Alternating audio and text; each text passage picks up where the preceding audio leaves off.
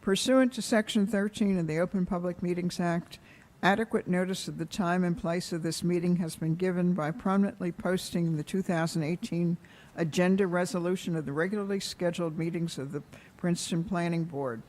Such notice has been placed on the official bulletin board of the Princeton Municipal Complex and is to be maintained throughout the year by transmitting a copy of such schedule to the Princeton Packet, Town Topics, The Times, Trentonian, and Comcast Media.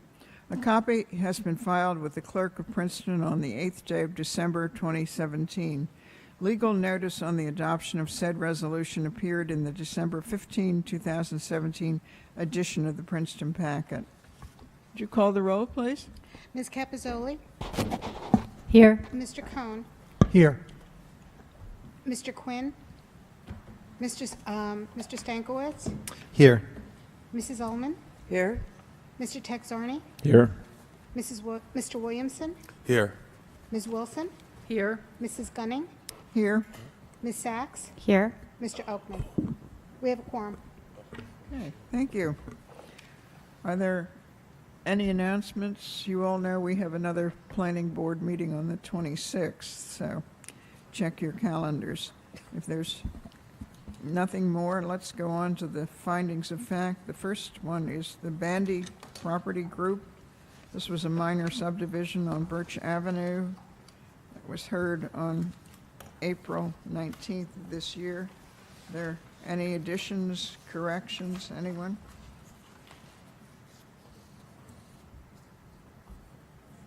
No? Let's see who's eligible. I'll move it. Thank you. It's been moved. Is there a second? Julie Capizzoli, second. Thank you. It's been moved and seconded. If there are no further discussion, all those in favor? Aye. Opposed? Carried. Now, the second item on this is the long-range facility plan for the Princeton Board of Education. This is from the meeting of the 28th of June.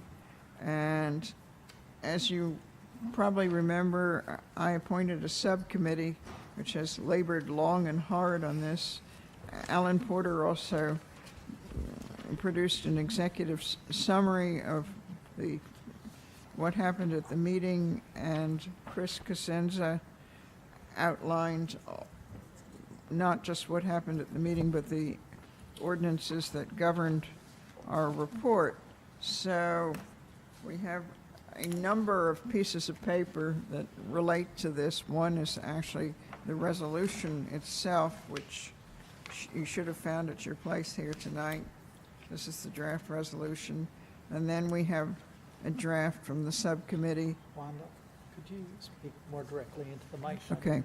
We have a draft from the subcommittee, and we also have Alan Porter's executive summary. Eileen, you're the person who's going to put all this together in a package and send it to the school board and the state. Do we need to vote on each of these, or shall we just? Actually, you can vote on it as a whole package. Just let me know which versions you're using. Okay. And if David mentioned that the most recent version of the executive summary was just updated today. Okay. And he's going to send me the Word version that I can incorporate into the resolution. If you take a look at the resolution that's on the dais, I have placeholders.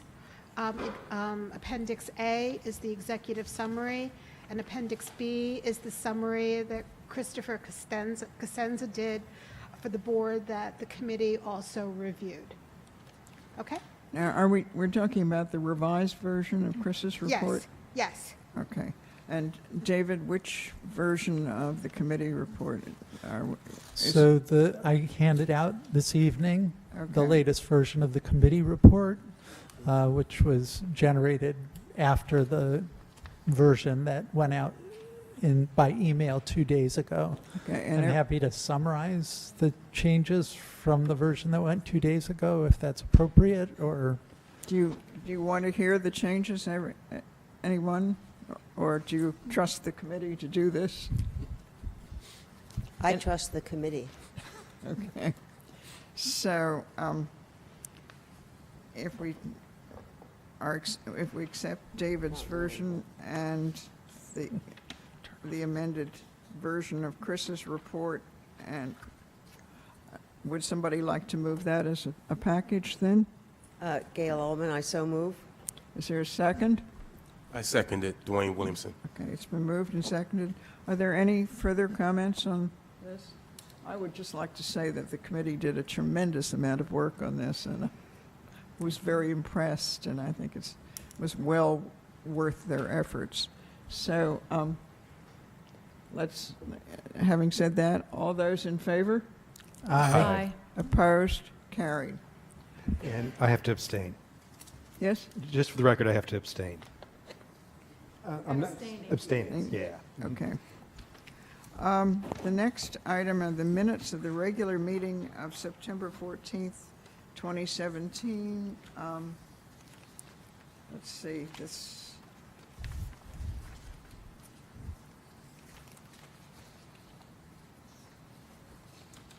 those who were present for this were David, Jenny Cromiller, Zenon, Mildred Troutman, Gail Ullman, myself, and Louise Wilson.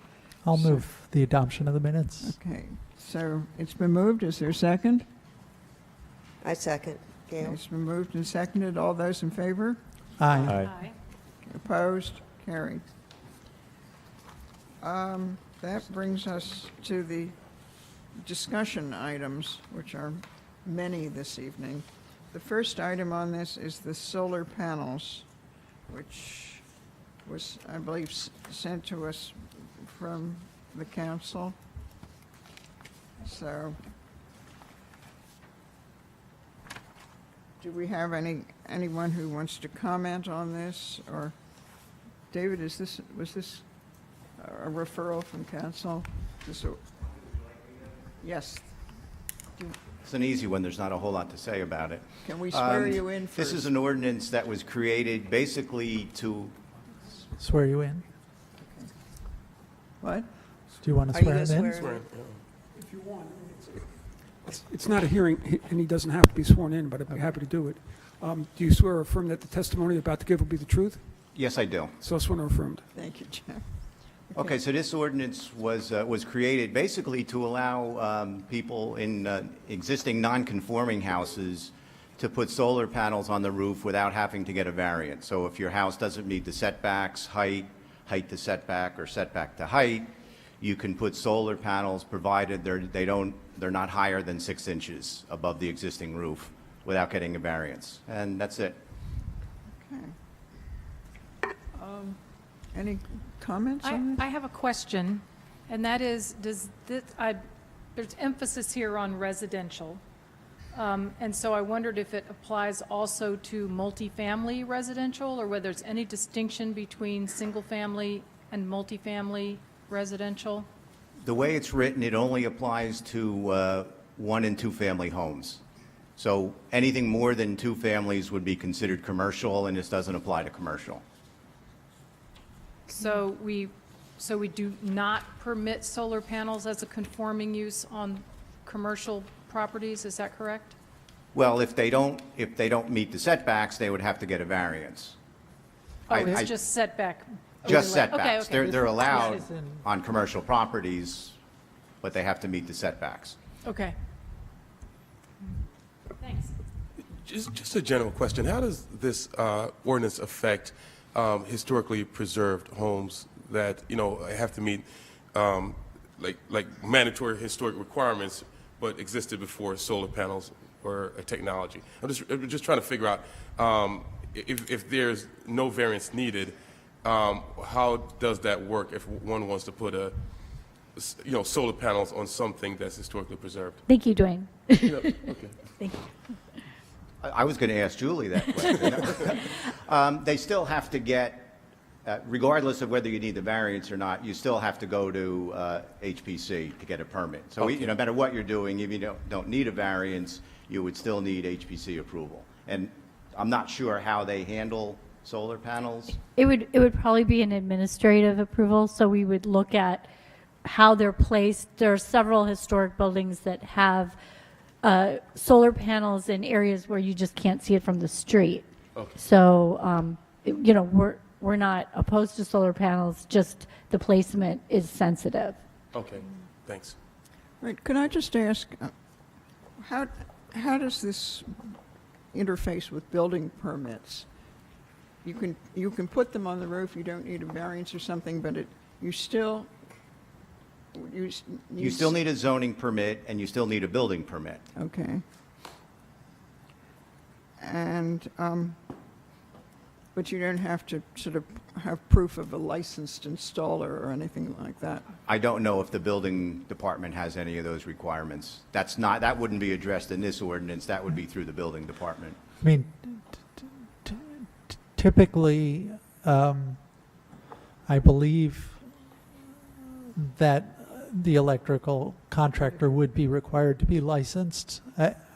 I don't think that under New Jersey state law, you're Actually- allowed to do electrical work unless the homeowner does the work themselves. There's a Well, certain exception, but But I think that solar panels are something that homeowners would be tempted to try themselves. 'cause it seems I know there's- somebody who has, and as I say, there's an exemption in New Jersey state law that says that homeowners are allowed to do things on their own property that otherwise would require licensed professionals, whether an architect or a licensed contractor to do the work.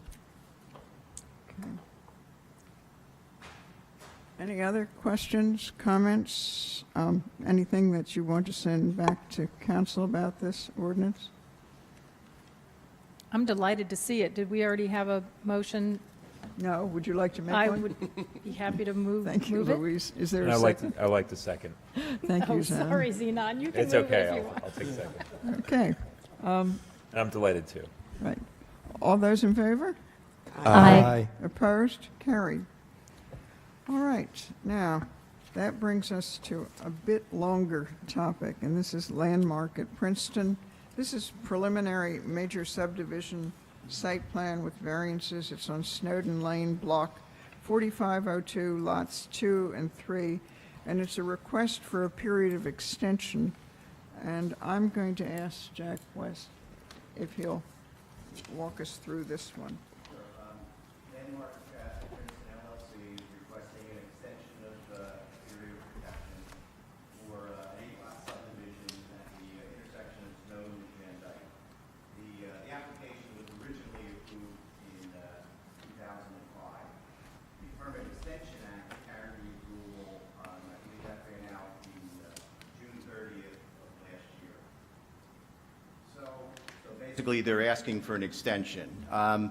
The changes are relatively minor. Basically, what happened was there was some additional wetlands. There was a kind of not a stream, but a minor stream that ran through the center of the property that originally had no buffers. Now it has 50-foot riparian buffers. That impacts the usability of some of the lots. Because of some of the changes in the wetlands, the cul-de-sac was extended about 50 feet longer and adjusted a couple of property lines.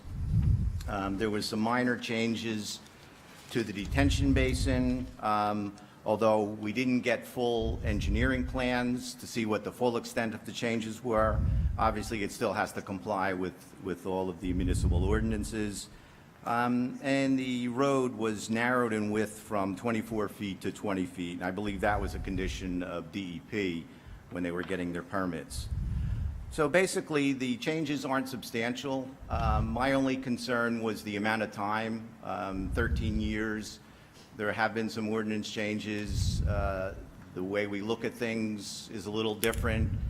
Plus, I think most of this board didn't see the original application. So my suggestion was that it be an amended application that come back to the board. Okay. David? Yeah, in looking at the detention basin, the new plan, first of all, just for everybody else, the wetlands, this newly delineated wetlands, passed through what used to be the basin. So it actually took a chunk of almost 100 feet out of the area of the basin. And it's called out as a constructed wetlands on the new plan. And I'm curious whether, is that how it was characterized in the original application, or was it just a conventional Actually, I didn't review the basin? original plan. That was even before my time, but I believe they had something similar. Yes. And when they say constructed wetlands, that's really a way for them to meet water quality. It's one of the practices that both Princeton and DEP encourage. Yeah, I guess Gail and I are the only people left who saw the original application. I must say that I would be very hesitant to just let this go without looking at it, having the board look at it again with better engineered drawings. My recollection is more than 50 conditions attached to this when it went through. I believe that was the case, yes. And the wetlands were a problem then, and I think they're a problem now. Actually, the state identified one of those things as a branch of Harry's Brook rather than just an intermittent stream or run through.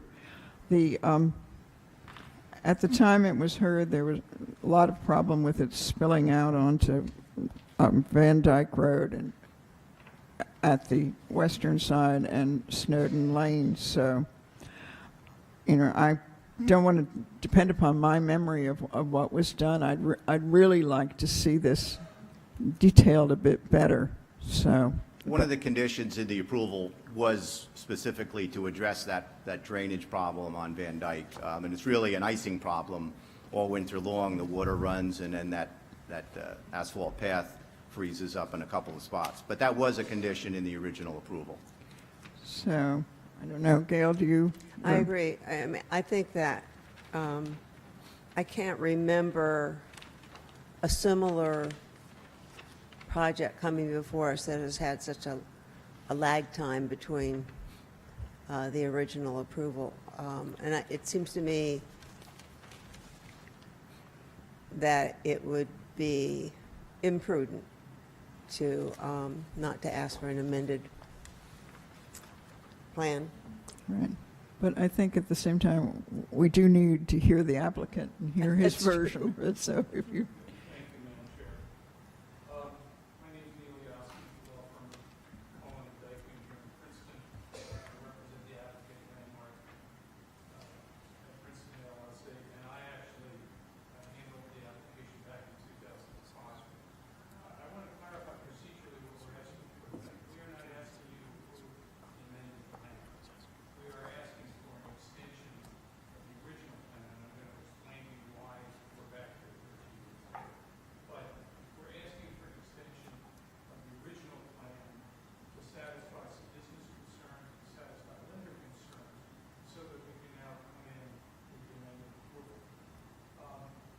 This project was approved in 2005. The resolution of approval was issued in 2006. The approval was challenged by neighbors on the other side of Harry Brook. It was challenged in the Law Division, Superior Court, the Appellate Division, and the Supreme Court. We were in court hand in hand with what was then the township for 3 years. During that time, two things happened. One, you recall 2007, the real estate market collapsed, and the market for these homes collapsed. And the other was that in November 2007, DEP adopted significant changes to its flood hazard rules, which imposed new buffer requirements on this site. So it was for all those reasons that everything stopped. We're now at a point where, in the past year, my client worked very hard. Excuse me, sorry. Excuse me, do you mind turning on the mic? I think we have a mic issue. Looking into a mic that wasn't on. My client over the past year has worked with Van Note Harvey to get all of the wetland and flood hazard approvals that are required for the project, and we submitted them as part of the application for an extension. And that's all we're asking for tonight. The municipal land use law gives vesting of 3 years for preliminary approvals, and then gives the option for up to 2 additional years of extensions in the aggregate. It's in the discretion of the board whether to grant the extensions or not. As a general practice, is your counsel here tonight? What? Oh, hi, Jerry, sorry. Mr. Mueller will tell you that as a general rule, if the underlying zoning has not changed, and this underlying zoning has not changed, this is in the R2 zone, 1.5 acre lot minimums, and these lots are 1.5 acres. So as a general rule, I would hope that this board would, within its discretion, grant the extension. Because we're applying retroactively for the extension, because this approval expired on June 30th, 2017, the law allows that, but we're actually asking for an extension which would go no further than June 30th, 2019. It's the expectation of the applicant that we will come in shortly with the fully detailed amended plan that you are seeking. 95% of the details on the amended plan were provided as a courtesy copy to the board as part of the application. So if I can answer any of your questions, I'd be happy to do that. There was one other change, I'm sorry, I forgot to mention, that led to a delay. This project was originally going to be sewered using a pump station that kind of sits in the floodplain of Harry's Brook, right next to a bridge on that cross street. What's the name of that? All Saints? Thank you, All Saints.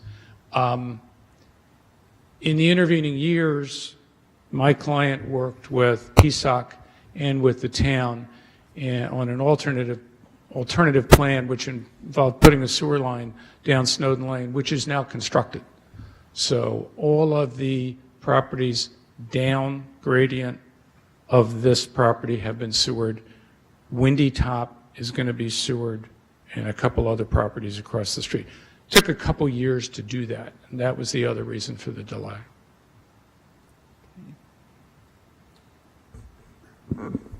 Just to clarify, you're asking for the extension to assuage your lender? Because it is a bit mystifying, since you're going to be coming in with an amended plan, why you need the extension, but you did mention something about you need to provide some kind of satisfaction to your lender? I apologize, Mr. Mueller, but I can't hear you. Okay, is this better? Yes. Okay. It's a little mystifying why you're asking for an extension when you're coming in with an amended plan. You did mention something about the need to satisfy your lender. Could you just elaborate on that a little bit? Sure, and we're actually not asking for the extension and coming in with the amended plan. When I filed for the extension, we didn't include the amended plan, and we were asked to provide it as a courtesy. When I say lenders, for business reasons, there's partners in Landmark at Princeton, and everybody gets uncomfortable at some point with having an approval that's doesn't have standing in the law, which in theory this doesn't right now. So we're seeking to reestablish it as a valid approval. Okay, and I'm not going to argue with you, but I mean, the approval did not terminate on June 30, 2017. The only thing that terminated was the protection period for That's changes correct, in the zone. period of protection. So the approval is still valid. Right, and so all we're seeking to do is to reestablish the period of protection long enough to come in with the amended approval, amended application. Okay. Any other comments? Jack, did you have anything? I just want to make sure I'm clear. So you will be coming back with an amended preliminary and final Yes. subdivision? Yes. So I guess my question is, you're representing that the zoning hasn't really changed, and my understanding of the period of protection is it's protection against changes in the ordinance. You know, essentially what you're asking for is to not be required to meet any new requirements that have been ordinanced since the original approval was granted. And if there really aren't any changes in the ordinance that affect your property, it seems immaterial whether you're granted an extension or not. Is that, Well, that's not 100% accurate. The municipal land use law only gives the property owner a protection from changes in the fundamental zoning, but a project does remain subject to health and safety changes in the ordinance. So there may be changes in this ordinance. We know, for example, there are a lot of changes in the ordinance that are being considered right now. For example, building height setback requirements. Those will affect the way the building envelopes lay out on this property.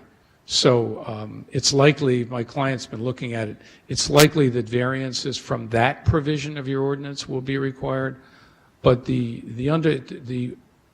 what the municipal land use law guards against is if you change your zoning to 2-acre zoning. Right now, we would be vulnerable to that. There's no reason for you to do that. There's no proposal to do that. But folks who own land with approvals, all things being equal, would like to know that they have protection from zoning changes. That's really the only thing we're talking about tonight. so for instance, I know there have been changes in the stormwater section of the ordinance. Your new plan will comply with the new standards for stormwater? That's correct. And the stormwater, one of the reasons there's been a change in this plan, one of the reasons the basin changed is DEP's stormwater standards have changed. Now, in theory, the state's standards and your standards are the same because the residential site improvement standards incorporate by reference the state standards. In practice, that's not always the case. I spent the entire morning at a seminar on DEP's. DEP is changing the stormwater rules yet again. We want to get in under the existing. And they've already changed twice since this project was designed. But yes, this project will comply with all current stormwater requirements that the town has. Anyone else? Well, I was curious about the stormwater situation too, so I'm glad to hear some clarity on that. I would say that even what I see in a limited way in this plan that we have in front of us, and I can't tell whether all of the water drains to the constructed wetland or not, but it still seems that with this stormwater plan, we're talking about clearing a lot of forested area in order to create your stormwater management facility, which is just counterintuitive and not consistent with the non-structural strategies part of the rules. So I don't know. I don't know what the answer is, except maybe looking at much more distributed stormwater management, and I know that's sort of beside the point from what we're talking here tonight about, but I think my concern was that by, in addition to the stormwater things I just raised, was that by granting an extension, when we're looking back, in essence, more than a year, that's just a long time, and it's an uncomfortable precedent. So I'm ambivalent. Just so you know, with respect to trees, if Mrs. Gunning may remember, but we had Bob Mills testify before the planning board. We also had him prepare a plan. He inventoried every tree on this property and categorized it in terms of healthy, dead, or distressed. And an enormous amount of time was spent talking about trees, and there are, in the approved plan, and it will carry over to this plan, there is a large swath of tree save conservation restriction area that wraps around the property. Also, you asked whether the entire property drains to the basin. It does not. There's a topographic break about a third to a halfway into the property. So some of the lots and portion of the road drains to Snowden Lane. through pipes? No, that drainage will be, there's going to be water quality swales running along the sides of the road. The lots will drain down to the swale, and then my client worked with, at the time it was Mr. Kaiser, but the curbing is going to be laid back curb, and then there was a concern that cars could drive into the swale and ruin it. So there's going to be laid back curb, and then there's going to be a small berm. And then the water quality swales will be on the other side of that berm. You're welcome. Anyone else? You know, I think that there are a number of people here who'd like to speak to this, so maybe we could hear public opinion on this. Let me open things to the public, and if you could come up to the microphone, which I hope is working now, and give us your name, address. You have about 3 minutes to tell us. Anyone? No one? All of you are here for something else? My goodness. All right. Hearing, seeing none, let's then close the public portion and go back to the landmark discussion. Let me ask you this, Mr. Mueller. Can we, if we decided to give this extension, could we make it conditional on receiving the new plan within a short time? Yeah, yes, I think you can. Would that work, Mr. West, or Yeah, that's acceptable. is it? Or is there a better way? No, my original concern was I didn't realize that they were coming back to the board with the amended plan. I felt that the board should see all the engineering of the new plan. They've indicated that they are going to do that. So Right. that was my big concern. Okay, and this extension is for 1 year, and I guess you can only have this twice. Is that what you said, Mr. Yoskin? Well, if it was for 1 year, it would already have expired. As of June 30th, Mr. Yoskin actually asked for the full 2 years, expiring on June 30, 2019.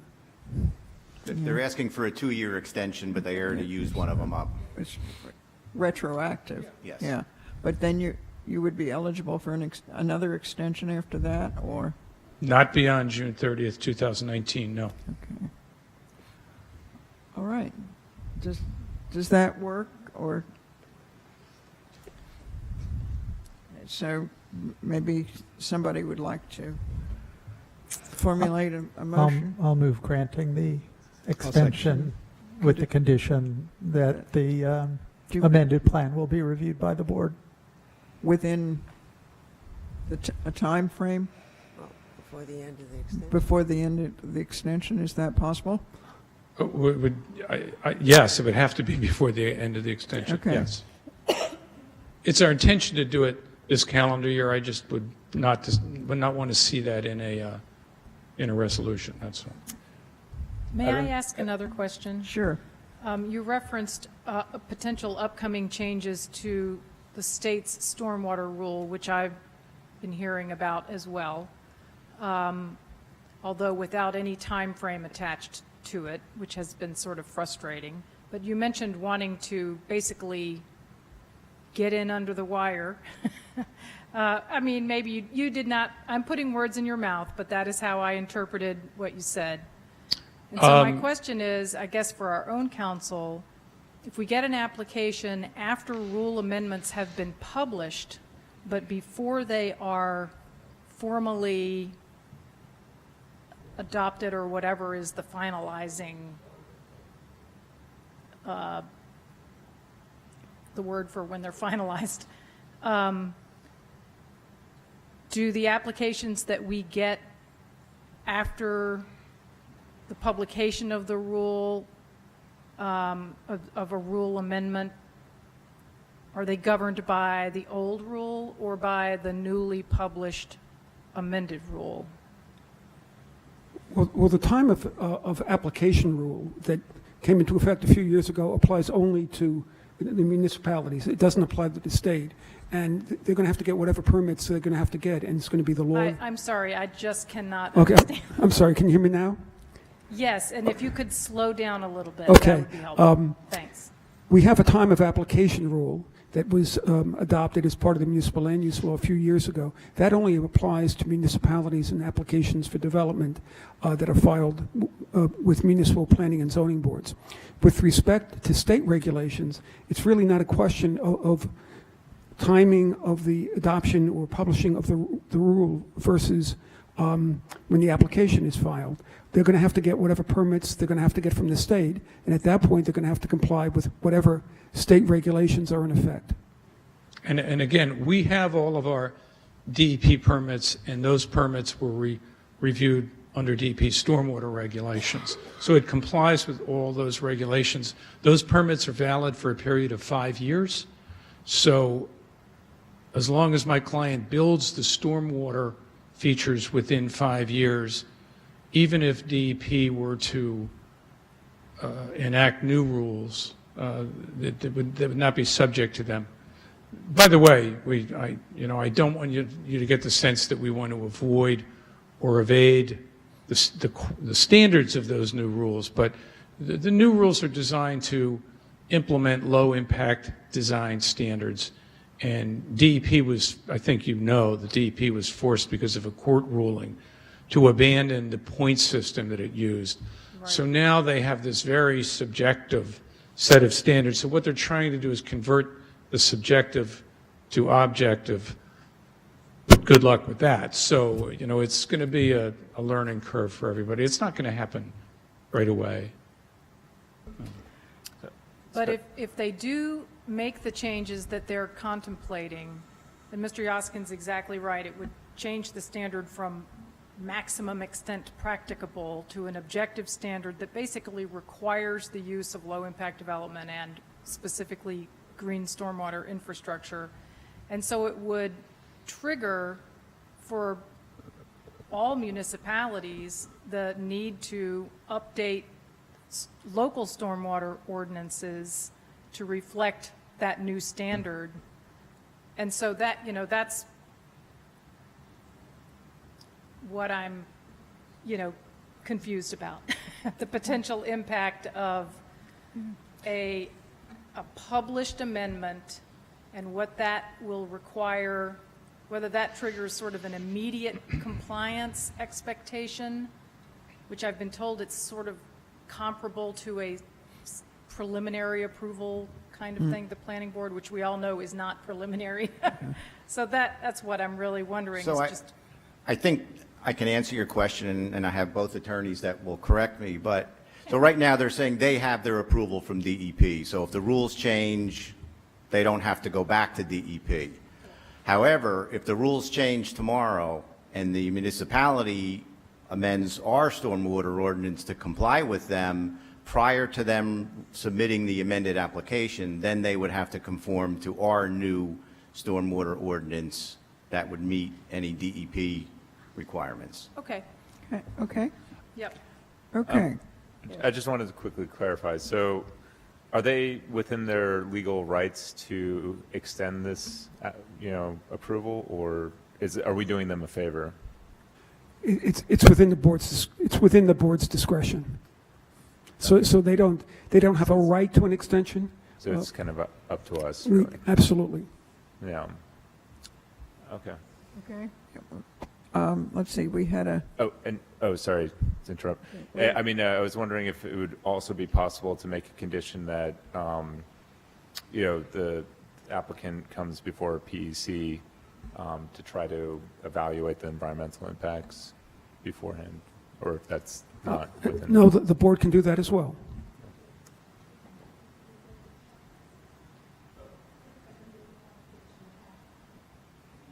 I think that PEC is looking to, review site plans and subdivisions. Yeah. Okay. Now, David made a motion. Is there a second for the motion? I'll second it. Thank you. Is there any further discussion? Any questions? Do you want to call the roll on that, please? Ms. Capizzoli? Yes. Mr. Cohn? Yes. Mr. Stankiewicz? Yes. Mr. Texarney? Yes. Mrs. Ullman? Yes. Mr. Williamson, Yes. Ms. Wilson, No. Mrs. Gunning, Yes. Ms. Sachs. Yes. Motion carried. Thank you, ladies and gentlemen. Good night. Good night. Right. The next item, I hope this mic is working, is the Hun School of Princeton. This is an update to the Hun School's master plan, and they're going to tell us what they're looking forward to doing and what sort of applications we can expect from them. So, I think probably we'll start with the applicant on this one. Yeah, that would be good. Hi, Rich Goldman of Drinkable and Wreath. On behalf of the Hun School, happy to be here tonight. Obviously, this is just an informal presentation, informational only. For folks in the audience, the board is not expected or can it act on anything. It's not an application. Just an opportunity for Hun School to give you an idea of what our thoughts are for the future of the school. The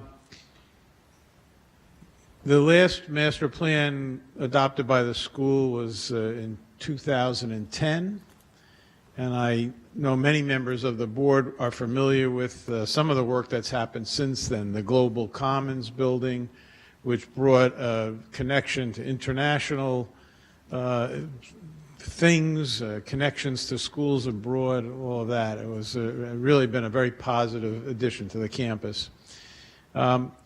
We also have renovated almost entirely what we call the Buck Building, which housed the middle school, which used to be in the basement and now has moved upstairs into much better facilities for the operation of the middle school. People are very happy with that. And we've added some upgrades to the ball fields for seating, bleachers, and the like. We're now sort of ready to move to the next plan, and as you'll hear over the past year or so, this plan was developed, and I'll bring some folks up to talk about it. The fundamental issue for the Hun School and what we struggle with is it's a historic campus. It's been there for a very long time. It's in the middle of a residential neighborhood, and it's landlocked. The need for facilities in prep schools has evolved dramatically over the last 25 years and continuing at a pace over the last 5 or 10. The facilities that are needed now deal with things like science labs, computer labs, but also a connection to the arts. And that means facilities for both performance arts, visual arts, and the like. And the Hun School has been trying hard to fit all of that into the piece of property that it owns. One example I can tell you is we have a nice theater. The people who are in performances, while the audience is in the theater, have to go out into a hallway to change because we don't have a dressing room for the actors, actresses, performers at school. One of our long-term projects will include the creation of a more formal entrance to the theater, and now it will open up some space for dressing rooms and the like. So we're happy to be here today and tell you we have no immediate application pending. We don't anticipate filing an immediate application in the short term, but we thought it would be a good opportunity on a warm summer night to come in and just give you an idea of what we're thinking about and how we hope to meet the challenges that we face to fit an independent school foot into a pretty small size shoe. And it's been a challenge, and we continue to hope that we can meet it. We have here tonight Mike Chakowski, who's our Director of Facilities, Eric Rosenblum, who's a trustee at the school, and of course, from our architect and planning firm of Clark Caton and Hintz, Stephen Doyle. Mike, why don't you come up? And the last thing I wanted to say before Mike starts to talk is, Our headmaster, John Brome, wanted to be here tonight, but he's out of state when we got the sort of notice of the date, and he said, I'd rather you proceed and send my regards to the board, but, you know, he wanted you to have this information as soon as we had it available. So, Mike, why don't you just tell the board a little bit about the master plan and the program. Thank you. As Mr. Goldman said, our original master plan was 2010, and then about 2015, we formed a task force made up of alumni, parents, some of our faculty members, our administration, some generous donors, and we decided on how we can begin to start to update that master plan and take into serious consideration what our priorities are, how we can meet the needs of our student body and their families, and also remain competitive amongst the other independent schools in the area. And those priorities came out to be the science labs that were mentioned. We have 2 dormitories, the boys and girls dormitories, that are 1959 and 1964 construction of painted block. The Global Commons has given us a much more friendly environment, homey environment for our students to board in and spend their evenings, and where they take up residence. So we want to bring those dormitories up to that standard. Mr. Goldman mentioned the performing arts, and we're kind of combining that project, at least in planning, with the Science Center and create a kind of what is considered kind of the back door by our academic parking lot, and kind of create a new front entrance to us, for us. And they're immediately adjacent to us, and with the trend of STEM and STEAM curriculums, it's kind of a neat project to be involved in, at least on the planning side. We upgraded the athletic facilities, and then we also want to make room for a larger infirmary for our students that come from near and far, so that we can have isolation rooms for the health of our student body also. So since 2015, we started working on, with Clark Caton Hintz, to update this master plan, and as Mr. Goldman said, it's been a little over a year since we started working on this. And I should mention also that the visual arts is something we want to put emphasis on too, and a building we want to put on our property there at the school also. But Clark Caton Hintz has developed this document that I believe you have all reviewed. We dropped off a couple of weeks ago. And with that, I'm going to turn it over to Stephen to kind of go into a little more detail. And just before Steve starts, I wanted to let you know where we were in our process. As soon as we got this plan sort of in its presentable form, we thought the first place to come was here. Get your feedback, get your sense of things.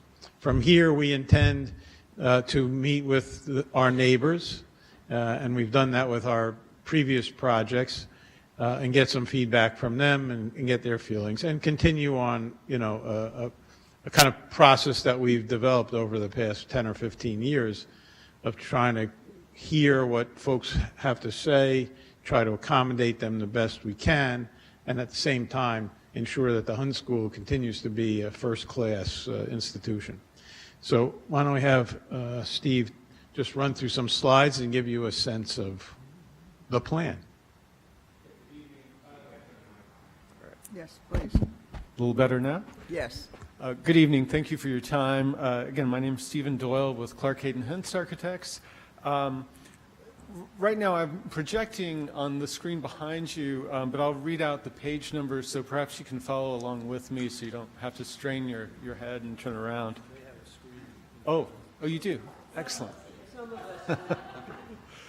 Well, So the previous image I had earlier was the existing plan. What's up currently is the proposed 2018 master plan. And what this indicates is with a number of, with a series of letter designations are the projects that Rich spoke about.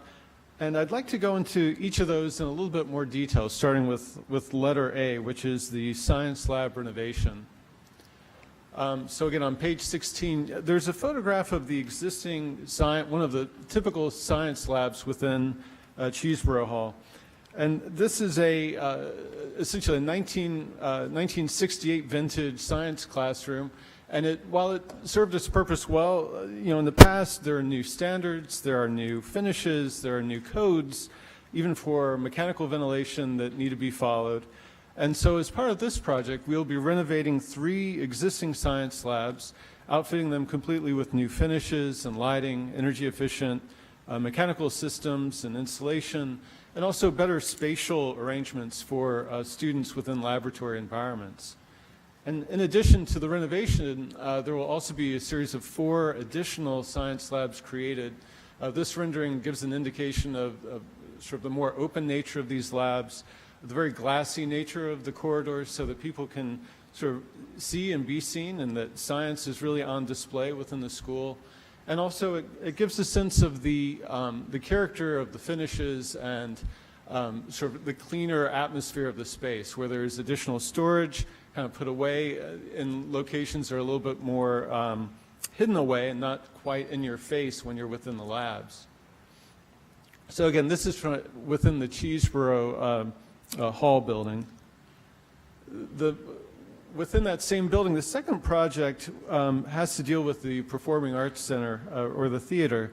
And as Rich mentioned, the existing space doesn't have adequate space for sort of green room functions, for sort of back of house functions for the theater. We're anticipating some improvements to the fly space for the theater, improved acoustical treatments of the space, as well as a new lobby and entry sequence. Whereas right now it's a little bit difficult to find the main entry. It's hard to find, how do you get into the theater when you're arriving at the site. This proposed plan includes a much more visible lobby space, a more intuitive entry sequence, as well as more accessible entry points for this existing facility.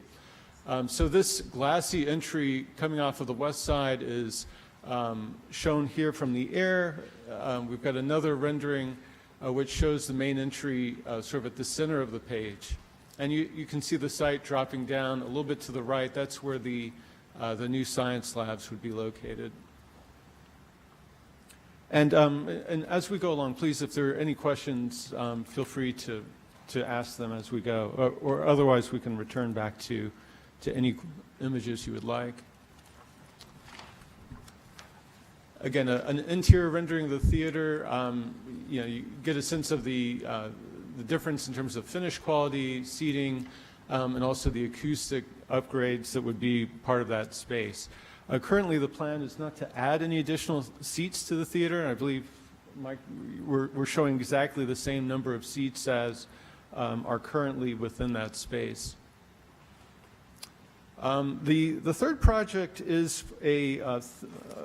sort of a Center for the Visual Arts as well as a advancement office which would occupy the existing Mason House site just east of Russell Hall. This building, this proposed building is new construction, and the intent is to provide new arts classroom spaces, arts faculty space, gallery spaces, and a home for the advancement office in a freestanding building with its own identity. This view at the northern end of the building really highlights the ability to showcase the arts within this first floor gallery space. The red canopy indicates the main entry to the building, sort of a public entry.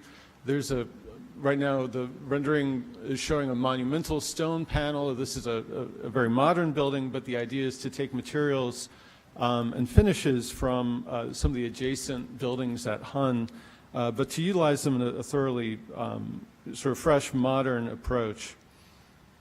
Again, on the south end of the building, there's a student entry that's more geared towards student access to the classrooms on the south side. It's a little bit difficult to see, but there's also a series of roof monitors to capture north light for the arts classrooms. And then on the east facade of this proposed building, the massing is broken up to try to be more in keeping with the scale of the residential character, which is to the east of campus. So we're breaking down the massing of the classrooms, really expressing the volumes of these classrooms in much smaller pieces, so that the scale of the building is broken down into a series of small pieces, almost a collection of smaller buildings rather than one large monumental structure. Again, there's a view into the two-story gallery space, kind of connecting the arts classrooms on the left and the advancement offices on the right side. Can you explain what advancement offices do? Sure, sure. I'll do my best. This is really a combination office space for alumni, for the alumni group, and also for really for the faculty growth. And one easy answer is they're in charge of fundraising. Now that's a big global term, because it includes fundraising, alumni events, student events, parent events, all that stuff, and then all of the effort to pay for buildings like this through fundraising efforts internationally and nationally. So it's a big component of running an independent school these days, because I can tell you tuition does not even come close to paying the bills. So it's an important part. Is there some kind of synergy seen between the visual arts program and the advancement office, or? Yeah, we think in one way it's a very nice place for meetings. If people are coming to visit the campus to meet with advancement folks, which happens often. Right now, they're sort of stuck in the back corner of Russell Hall. It's kind of dark. It's not really great. But here you're sort of meeting with folks and easily can step into this beautiful gallery, see the student art. That's the idea of this gallery, is predominantly student art, maybe some local artists that are showing as well. It adds a flavor to that advancement effort that we think is very positive. And I think architecturally too, especially with this view, you're looking back towards Russell Hall. So, you know, as you're entering or leaving the advancement office, you're looking at the Hun campus, and this building offers an incredible vantage point towards that campus, being at sort of the high end of the topography on the site.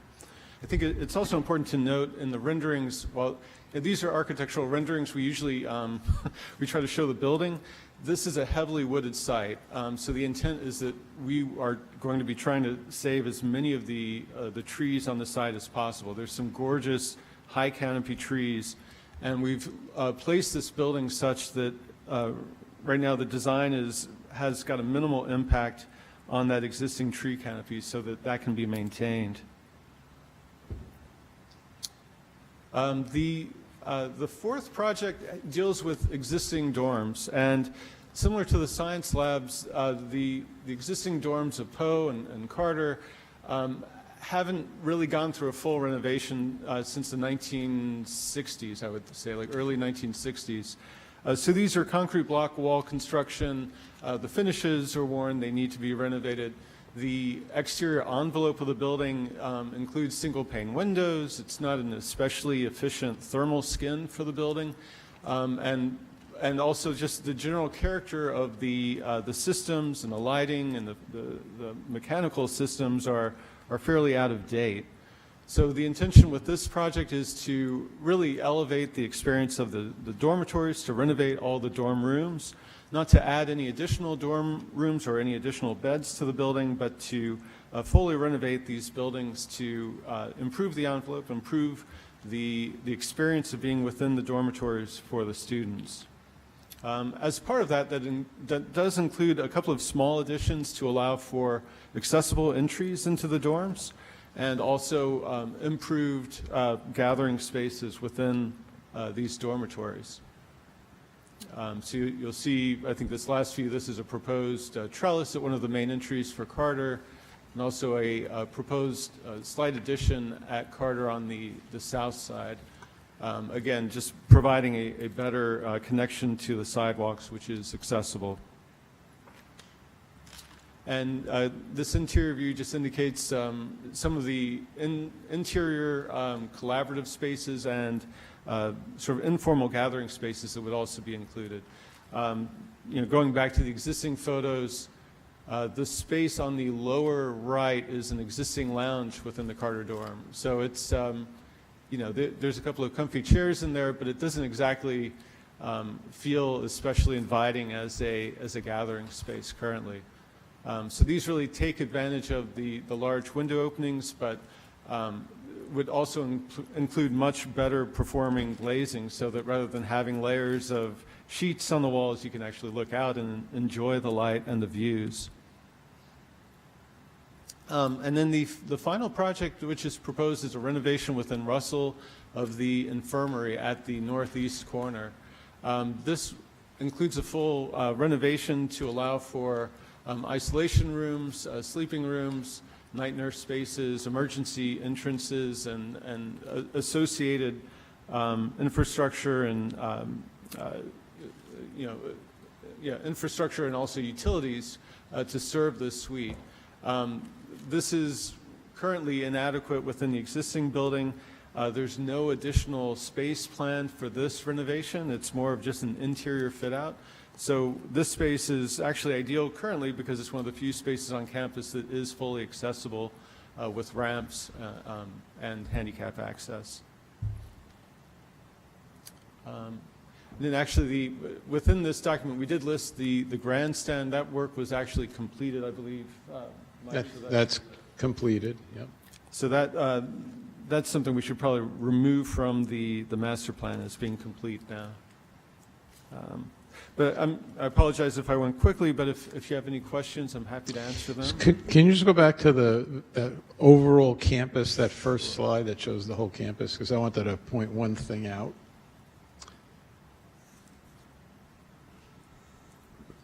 Also Yep. forgot to ask if I There it need is. to swarm in. Nope, you had it. You had the one. There we go. Oops. Nope. Where'd it go? No, that overall, there you go, okay. I did want to point this out because you'll notice that although there are a bunch of different projects you've seen, that long strip of green, which we call the common, there's nothing there. And there's never going to be anything there. It's always our plan to preserve that. We're working on some ideas of how we might work together with the town and end up with a conservation easement on that property. So not only is it our promise, but it would be deed restricted. So we're working towards that. As you can see, although we have a pretty aggressive, I'd like to call it, plan for a school of our size, most of it is renovation, with modest additions like the entryway into the theater, a little bump out here, trellis there. So most of it is working within the framework of what we have. The only new building will be the visual arts building with the advancement office. And our challenge, of course, and one of the things that drives that is we have limited floor area available to us. And we have to really make everything work at its maximum efficiency. We did pick up a little bit of floor area, I think it was about a year ago, on the ball fields. If you look at the ball field, you see the football field in the middle. To the right of that drawing, on the right-hand side, there's a triangular piece in the corner. And for some reason, when this property was zoned, that little triangular piece was not included in the E zone. And that was corrected by the township council. I think it was a year, it might have been 2 years ago. So we did pick up a little bit of FAR for the acreage of that piece. We can't build down there, it's floodplain, but it does apply to the campus. So that's where some of these bump outs and additions are coming from. Our plan is to continue discussions with the township to talk about some solutions we have in terms of FAR so that we can make this plan happen. And from our viewpoint, the good news is what we learned from building the Global Commons, which at the time was the largest fundraising effort the school had done, is that it generated an incredible amount of loyalty, excitement, sort of forward-thinking zeal, and we have a lot of support to continue that at the school and really bring it up into now the 21st century. You see, a lot of our facilities are still from the 50s and 60s, and in a community like this with the other schools around, we really have to bring the quality up and the facilities up to provide the best education we can. So that's our plan. Rich, could I just ask you, I was surprised when I read this that there was almost nothing said about sustainability and environmental efforts to go with all this bricks and mortar program. And maybe you could say a little bit about what's changing, So we definitely have that on our radar screen. None of this has yet been engineered. Remember, this is just a very conceptual document. In the engineering, and I know some of it is sustainability driven at the architectural level because we're using the kind of glass and the kind of insulation and the kind of energy efficiency. But we weren't really at the level of planning yet to give you that list. But I know it's part of the planning that's going on. Well, let me ask you something else. I get a lot of phone calls about the Hun School neighborhood, and most of it is directed toward the trees and what was once a beautiful arboretum and so on. And when I look at this, I know that you mentioned the trees outside of the new arts building. We're trying to save them and so on. But I didn't see anything about preserving what really is a sensational set of trees throughout the campus. Is this sort of, also takes a backseat to bricks and mortar, or? No. And I think the reason we haven't talked much about that on the main part of the campus is we're not really disturbing the landscape. Most of what we're doing is either interior or modest bump outs within, close proximity to the shell. I don't think we anticipate losing any trees on the main campus. But do you have a program for that as well? Is there a fund for trees and so on? Because they really are a major part of making this a beautiful campus. We do our graduation ceremony outdoors under that canopy of trees. It's what makes our campus so special, and I assure you that preserving and protecting those trees is one of the high priorities of the campus.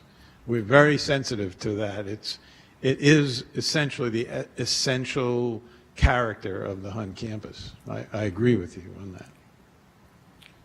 Anyone else? Julie? I'd just like to comment that the Hun School has been really collaborative with the Historic Preservation Commission. We worked on the Global Commons building at length and in quite detail, and I think we're all very happy with the result. So we've had very good experience working with the Hun School on whether it's the grandstand or the commons or multiple projects. Thank you, and we intend to continue that good relationship. Right. David? I thought I saw in reading through the material ahead of time that you're looking to rezone the section of campus where the arts center is going to be, that it's currently residential. The rest of the campus, I take it, is the Right. E4. That's one of the options we're looking at to develop the ability to put the arts gallery building on that property. Right now, that property is used as the headmaster's residence. It's called the Mason House. It's in the R2 zone. In order for us to have enough additional area for that building, we would have to go, as I mentioned, we're going to have to talk to the Township Council about modifying the zoning map to bring that parcel, which is today an integral part of the campus anyway, to bring that into the E4 zone. We'd also like to look at that long strip, the common, which is also in the R zone. Could be, I mean, certainly at the end, you could subdivide off a piece and build a house, which we don't want to do. And that's where I think perhaps bringing that into the R2 zone, it's really an integral part of the campus anyway, the E4 zone.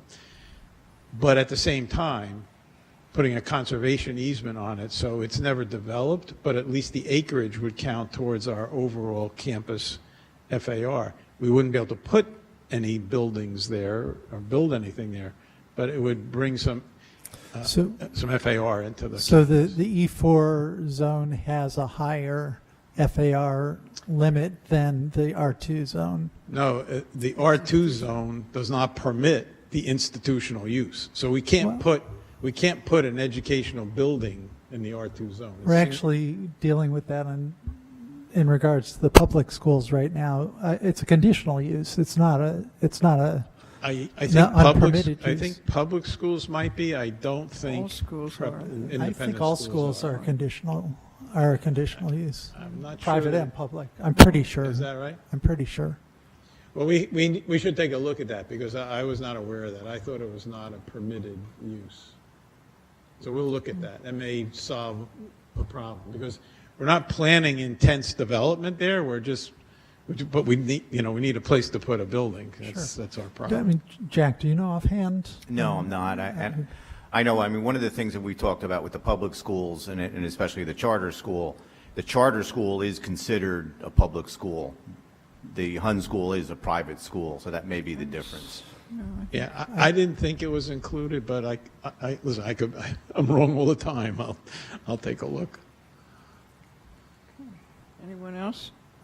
One of the other things I was going to suggest, the long strip that you're talking about, preserving a zone, really has a historic significance for the Russell estate. I mean, it was part of Parsons and Pentecost design for the property, and they did it just at the time that they were also proposing this in Washington, so it has a very valid history, and you might really sort of use a bit of this to make a case for it. Yeah, well, we promise not to build any museums along either side of it, but I think you're right. I mean, maybe some references to the history, maybe some plaque or informationals, that would be interesting, and I think the kids would like it. It makes for one of the great graduation vistas you can have, and the tradition at the Hun School is, although the graduation ceremony is under the trees at the Russell Hall, when the graduation is over, all of the faculty and staff, teachers walk out onto that common, and then all the kids walk out, and in a big giant circle that goes halfway down that common, they all walk out and shake hands with all of the staff and faculty and come all the way around. It's one of the really moving experiences. I've gotten to do it a number of times. It's tremendous. Okay, are there more questions? Anyone? Just a couple of questions and thoughts. I wonder if there's any, well, first of all, I echo what Ms. Gunning said about encouraging an emphasis on sustainability and paying very, very careful attention to protecting those exceptional trees. And I was struck that there was just no words in the master plan that spoke to that kind of environmental ethos and sort of global,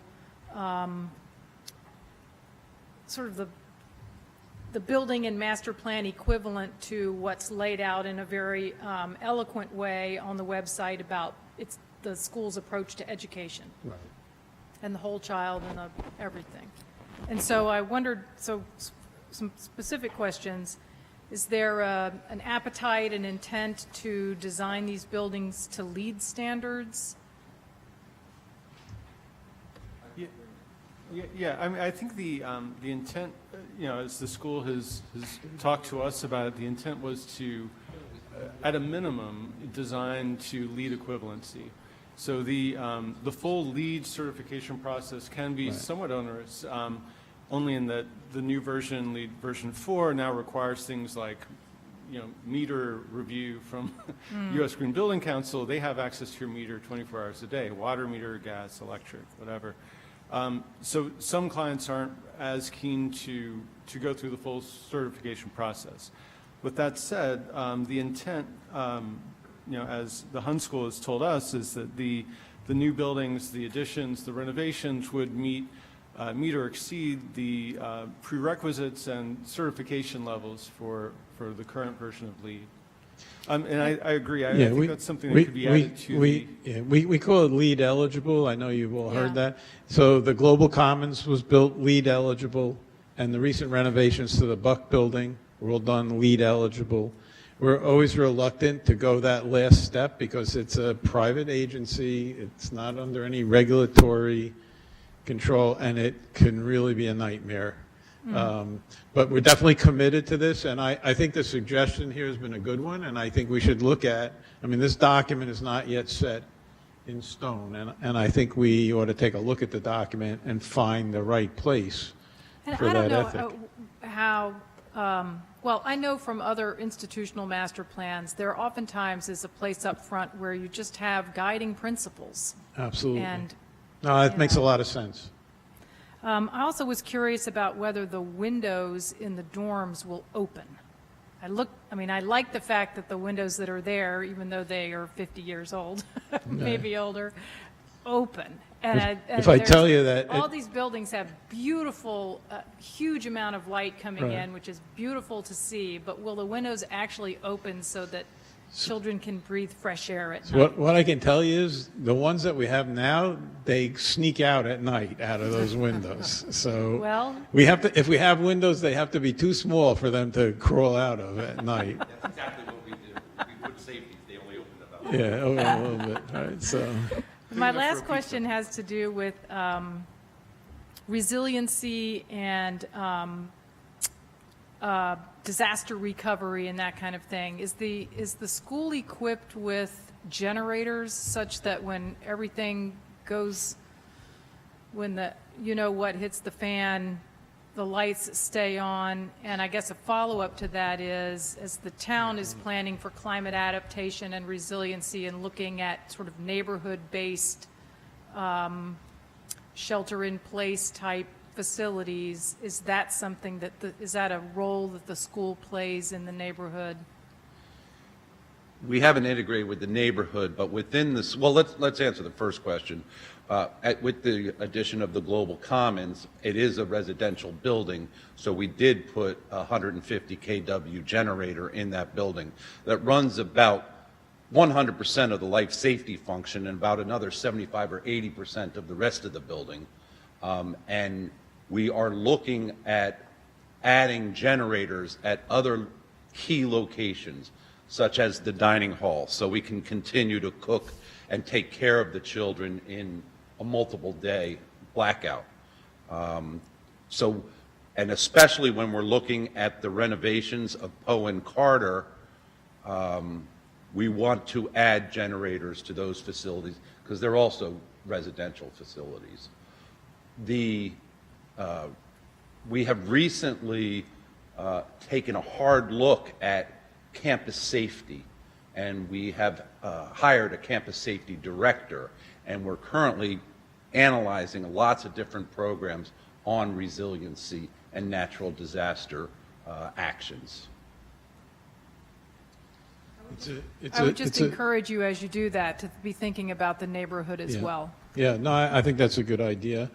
It's a function of the times that even the Hun School has a director of safety, and it's challenging, especially with the old dorms, of making sure, we've gone to key card systems and locked doors, but you have to do it. Especially in a school like this where there are public roads that crisscross the campus. It's not like we have one gate and you come in or go out, right? So. Anything else? David? I just want to comment that I did check the ordinance, and public and private day schools are a conditional use. So since you're a boarding school, it doesn't Yeah, so encompass I you. knew at one time, years ago, I thought we couldn't do it, and that was probably what it was. Okay, anyone else? Well, thank you very much. Appreciate it, Look yeah. forward to Yeah, what happens next, I guess. We're looking forward to it as well. We appreciate your comments, and I think you'll see some changes to this version. That's why we're here. We wanted to really get a sense, and we're gonna deal with it. So thank you very much. Thank you.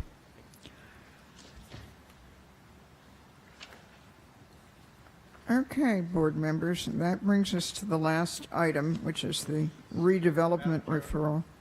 There was announced that there'd be public comment For what? for this, the Hunt master plan, Was there supposed to be? in the letter we received. It doesn't have, how many of you were here for the Hun School comment? Okay, well, do you want to just sit down a minute and we'll let these folks speak and then? Absolutely, that's fine. Come on. Good evening. My name's Ed Fenwick. My wife and I live at 102 Russell Road, which is located at the western intersection of Russell and Wynant. Would it be actually possible to put page 15 back up so that you can see what we're talking about? The portion of the plan that I'll speak to is the new Center for Visual Arts in the Advancement Office on the Mason House side, which is C on the map, which I guess you have in front of you.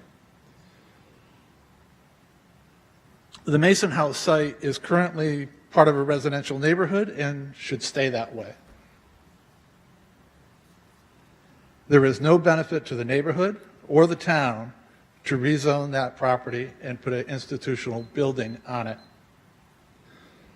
There is a benefit to the town in preserving the property's R2 status so that the value of other R2 properties in the neighborhood does not decline and erode the amount of property taxes paid to Princeton.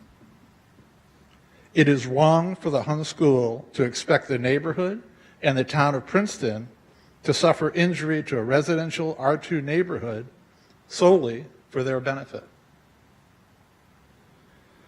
Their master plan needs to live within the sizable educational zone the town has established for the Hun School. Thank you for the opportunity to comment. Thank you. Is there anyone else? Come on. Hi, I'm Eve Colson. I live at 291 Russell Road. Actually, as an aside, I have 14 years of experience of 2 children who went to the Hun School, so I know the campus pretty well from neighbor and also parent of students there. And I'm actually just curious about the advancement in arts building. It looks like the Mason House would be taken down. Is that right? Yes. And I don't know if it matters, but I'm curious to know where the headmaster might end up. And I guess I'm also interested to know what you would plan for the building where the arts, visual arts are now. Okay, let me show you. So if you follow the commons, the long commons, right where it joins the campus, you see right below it, there's a rectangular lot. Oh, I know that house. Okay, so that's a residential house that's owned by the Hun School. And the plan would be for the headmaster's house to move to that house, which would be a Just residential use. the headmaster would move to that house. Yes, he would live in that house. The reason that we picked sort of the fine arts gallery for that location, we need to find a location for it, is being mindful that that would be a change in our residential community. We thought it was probably the quietest building that we could have. It's literally visual arts, a couple of classrooms, and an advancement office. The advancement office is closed at 5 o'clock, the gallery is closed, the classrooms are, so at night, there would be really no activity on the site. There's a fair amount of trees and around it, and which we didn't show in the, so you can see the building. But we understand. I'm sorry. So we understand that if we get to a point where we're asking for the zoning to change, that's a lot to ask. We think the Hun School has actually provided a benefit to the community and to the neighborhood. I know that the values of houses in this neighborhood have continued to go up very nicely. There's been a lot of very expensive houses built there over the last 5 or 10 years. We think we can be a good neighbor, and we think we can work to mitigate whatever those impacts might be. But I understand the feelings of our neighbors, and it's something, as I said, we haven't even begun the process of that discussion because we wanted to get your feedback first. But we do intend to continue a dialogue and try to find a way for all of us to continue to live together as we've done now for quite a long time. I think we're very fortunate to actually be in a neighborhood where I think we do have a relatively good relationship with our neighbors, and we continue to strive for that. And the, what was an athletic building and is now, I think, if I'm right, is that an arts building now? It is an arts building. So would that stay that way, or? Continue to be an arts building. One of the suggestions from some of our creditors, Middle States, I think it was to expand our visual arts and the space dedicated to the curriculum of visual arts. Thanks. Thank you. Yeah, come on.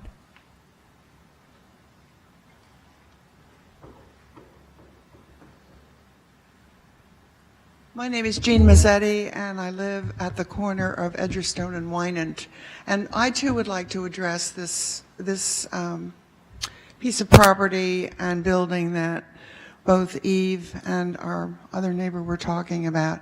As you're coming up Edgerstone Road, and I think you're probably all familiar with it, as you come into the Hun School, it's a very gracious, beautiful entrance. Now, that's an old building, and certainly today you can't build old buildings in schools that are modern and forward-thinking.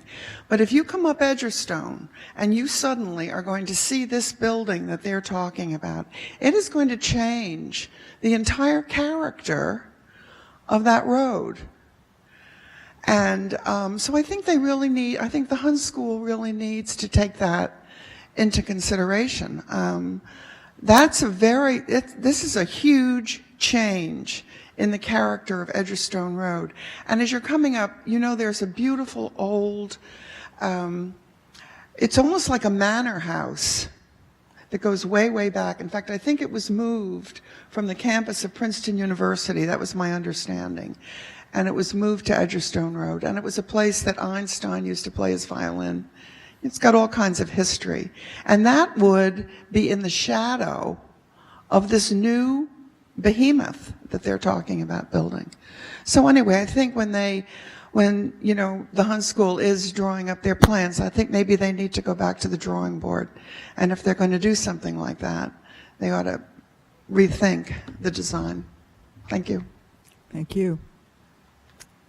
Anyone else? Okay, so I think you have your task before you to talk to your neighbors. We will. about this. Thank you. And we appreciate the comments, and hopefully we can find solutions. Thank you very much. Appreciate it. All right. I'm going to turn the gavel over to Mrs. Ullman. She's going to chair the redevelopment referral, which is Princeton Theological Seminary. I am going to recuse myself because I live within 50 feet of the referenced property. And I believe there are other members of the board who will be recusing also. Right. Could you just let us know that you're recusing yourselves? Yes. As an untitled attorney, I'm recusing myself. I was told I had to recuse myself. Julie Capizzoli, I was told because of a conflict with my husband, that I have to recuse myself. Thank you. Thank you. I want to point out before we start on this that 5 members is a quorum, and we have 3 who are leaving now, and there's a 4th who isn't here, who will also have to recuse himself. So it's important that at least 5 of us keep showing up at discussions of this item. So I'm going to basically turn this over to Jerry Muller in a moment to talk through the what is being asked and what the criteria are. Those of you on council have experienced this already. We're not opening a general discussion at this point. We're discussing simply, it's been referred to us. They didn't ask us whether we wanted to do it or not. We will do it. And so this is kind of a mechanical first, or maybe it's a second step in the prescribed process for such a work. I will say that we've only done this once before in Princeton in the matter of the libraries, the plaza in front of the library and the building behind it, and that was a property that was owned by the borough.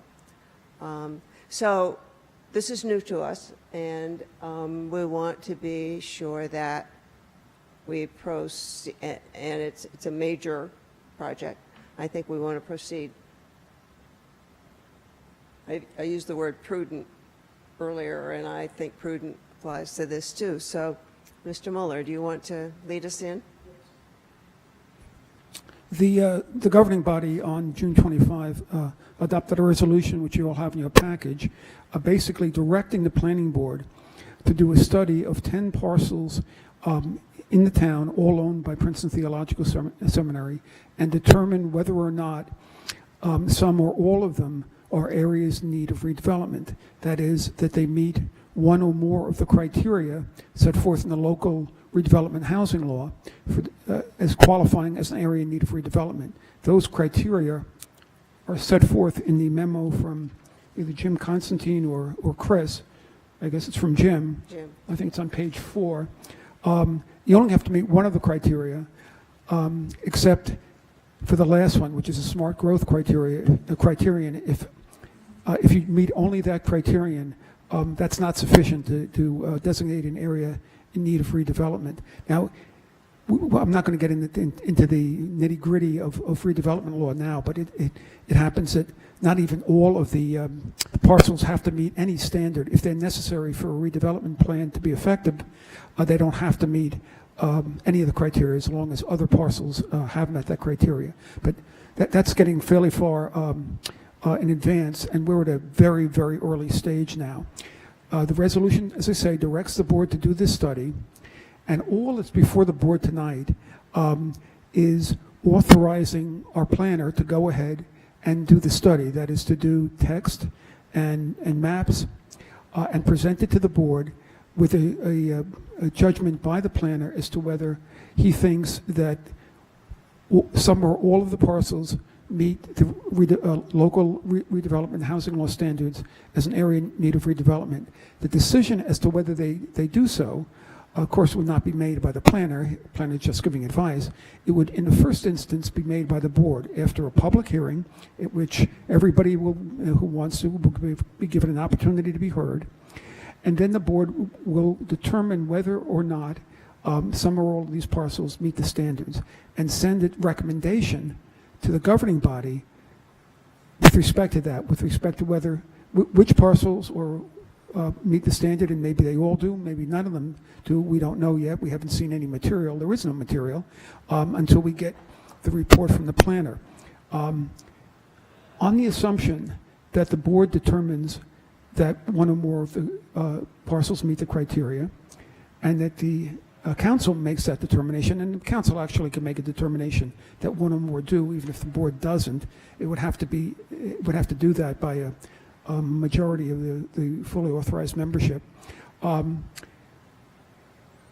The designation of the area in need of redevelopment would be sent down to the Commissioner of DCA, who would make a judgment as to whether it's consistent with state planning principles.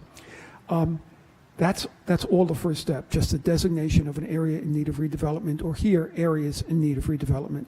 Now, nothing actually has to happen after that, and there's plenty of places around the state where areas in need of redevelopment are determined, and then nothing happens.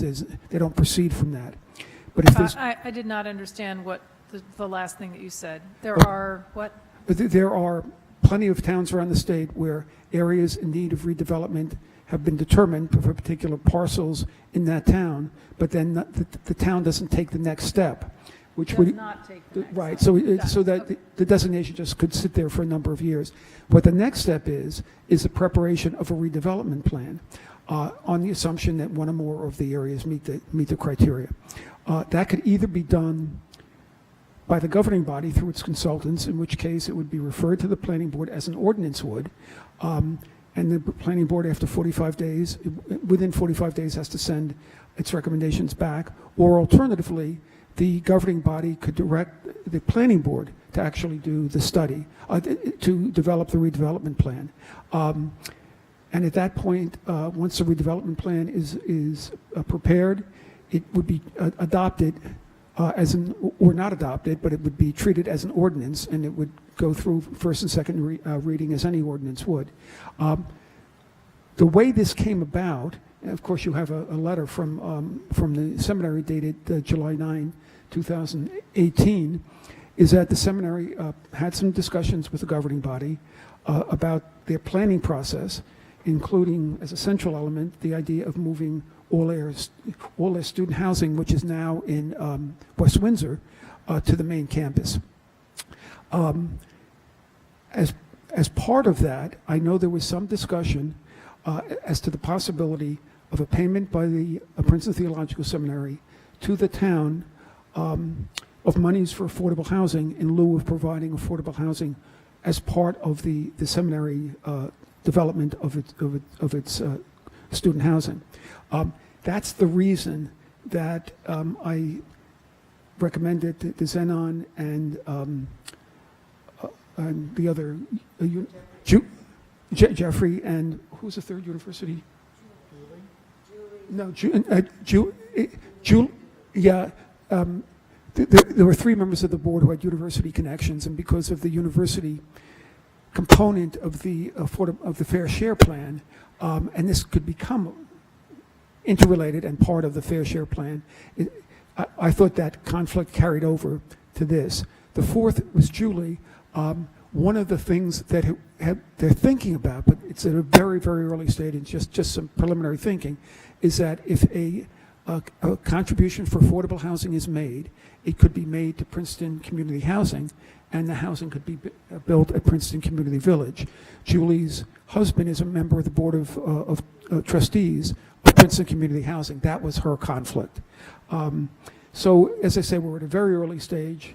Eventually, if areas are determined to be in need of redevelopment, assumedly a redevelopment plan would be prepared. I'm sure there'd be a lot of interaction with Princeton Theological Seminary. At the end of the day, though, judgments about the redevelopment plan are ones that will be made by the planning board and by the governing body. The advantage of a redevelopment plan is that you can have much more fine-grained planning than you could if you just zone. That is, you could literally do a site plan for the property or for the properties. So yeah, there's a lot more control over what you're ultimately going to get out of this. Part of that second phase process, which is the redevelopment plan, actually would come either simultaneously with the preparation of the plan or afterwards, would be the designation of a redeveloper. Now, in kind of the classic redevelopment cases, where you're talking about areas that are have been substantially regraded. Frequently, the municipality will acquire properties and then basically name a redeveloper to redevelop. That wouldn't happen here. If this goes ahead, the redeveloper is going to be Princeton Theological Seminary. So that's where we are. That's kind of the context as to what this is all about. But the only thing that we need now is a motion to authorize the planner to go ahead and prepare a report for the board. So moved. Yeah, let me just point out that the planner that we're speaking of, given that we don't have a planner at the moment, would be Looney, Ricks, Kiss, and probably Jim Constantine, who's been involved. So we are essentially assigning them the task of developing the plan, the report here. And I just want to make sure everybody gets it. David can tell you what the council said and why there's a connection with the affordable housing. Yeah, I would like to understand that better. So the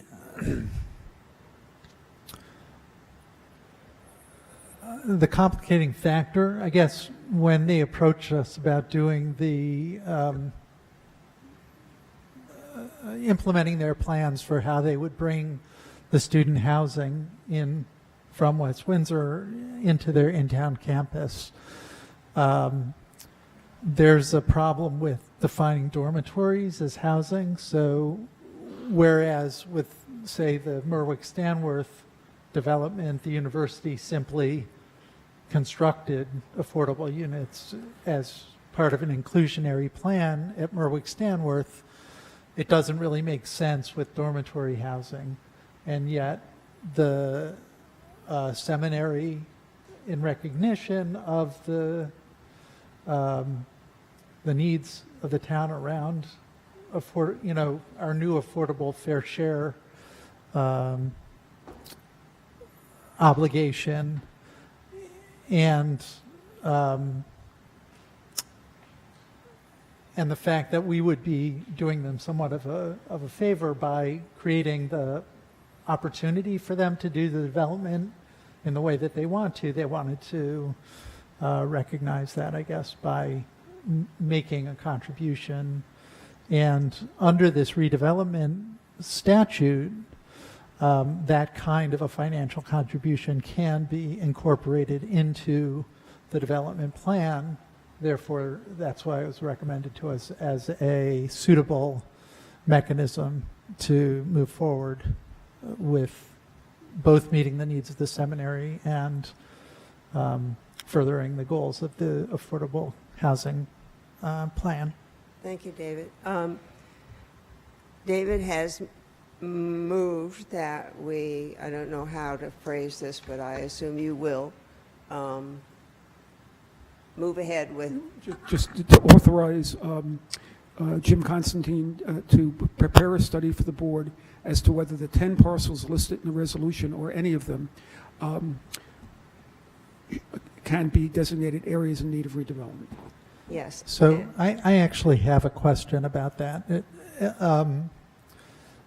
Are we as a board authorized to essentially enter into an agreement with Jim Constantine? It seems like a procurement of professional services that may be governed by controls that we're not authorized to just name who's going to do the work. Yeah, I mean, the contract will be between the municipality and Jim's firm, but we're just getting whatever the logistics of that are. We're just getting the ball rolling. So, Eileen has. Once you take your vote, I then will send a memorandum to council indicating that the board is asking that LRK be the planner to do the report. It'll have your vote, it'll have whatever comments you make, and then that will ask council to enter into the professional agreement for this particular project. Okay. So I guess what the motion really is a recommendation by the board that council authorize a contract between Looney Ricks and the municipality to do the work we described. But the report will come back to the board, and the board will hold a public hearing, at least one or whatever more are needed before taking the next step. I would urge you, this is an aside, to hang on to these reports that delineate the ordinances and the steps we take, because it's going to be important that we stick with them pretty carefully. David's made the motion. Does now hear a second? I second. I do have a question, I'm sorry. Okay. I may have misunderstood, but I thought I heard you say, Jerry, that of these 8 criteria, that it obviously says if it meets at least one of the 8 statutory criteria, but if one of those is, but if that's H, it also has to meet another one, is that correct? And if so, do we have to identify what that other one is, or does the planner do that? Well, the planner in the first instance would do, it is correct that if it's H, as a result of case law, a second criterion has to be met as well. Okay. The planner is going to, in his report, will tell us what he thinks the criteria are that have been satisfied. And then in our report to the council, we'll do that too. We'll be very specific. This is going to be really a very technical report. By the way, and just as a side, I know that the type of housing that the seminary is contemplating building, as I understand it, is classified as dorms, but I think they're actually apartments. I know the units in West Windsor are all full-blown apartments. That's my understanding as well. I'd rather have everybody be totally clear on what's going on now, and I think we should have a roll call vote. Mr. Cohn? Yes. Mr. Stankiewicz? Yes. Mrs. Ullman? Yes. Mr. Williamson? Yes. Mrs. Wilson? Yes. Ms. Sachs? Yes. Motion carried. Thank you. Are you going to move or adjourn? Move to adjourn? Second? All in favor? Aye. I was going to ask, how can we possibly say no to that? I'm saying on what grounds? We did well for such a full agenda. What happened? Finished early. Oh.